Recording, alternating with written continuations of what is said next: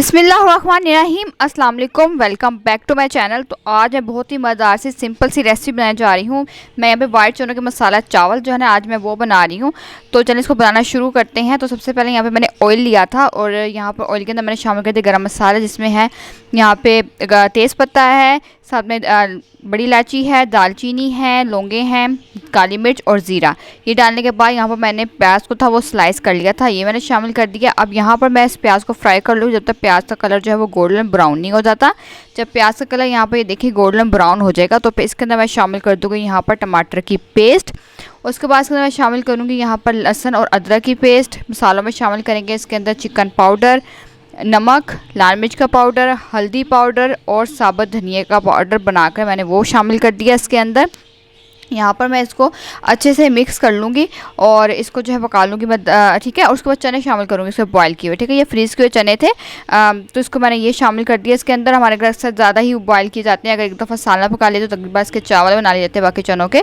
तो अभी इसको मैं अच्छे से, ये खुद ही अलग हो जाएगा, इसको भी हीट लगेगी तो बर्फ़ खुद ही इसकी पिघल जाएगी। और यहाँ पर जो है दही मैंने इसका ये भी शामिल कर दिया इसके अंदर।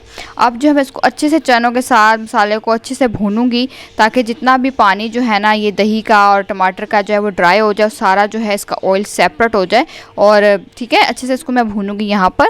और ये देखें यहाँ पर ये चने जो है वो अच्छे से भून चुके थे, सारा देखें पानी ड्राई हो गया था और जितना भी इसका ऑयल था ना वो सेपरेट हो गया था।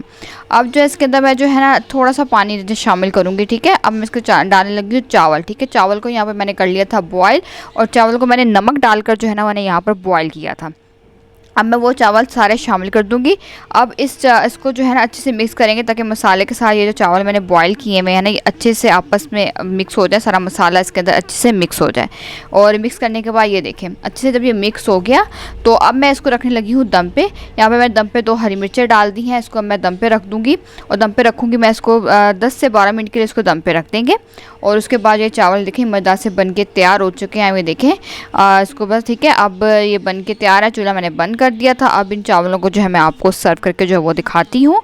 और ये देखें यहाँ पर इन चावलों को मैंने कर दिया है सर्व। आपको रेसिपी कैसी लगी है मुझे आपने ज़रूर बताना है। आप इसको रायते के साथ, आप इसको सैलड के साथ एंजॉय करें, बहुत ही मज़े की ये लगेगी आपको।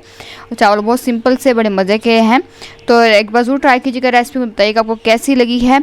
इस तरह से इंशाल्लाह नेक्स्ट वीडियो में सिंपल सी रेसिपी के साथ मिलूँगी। तब तक के लिए अल्लाह हाफिज़।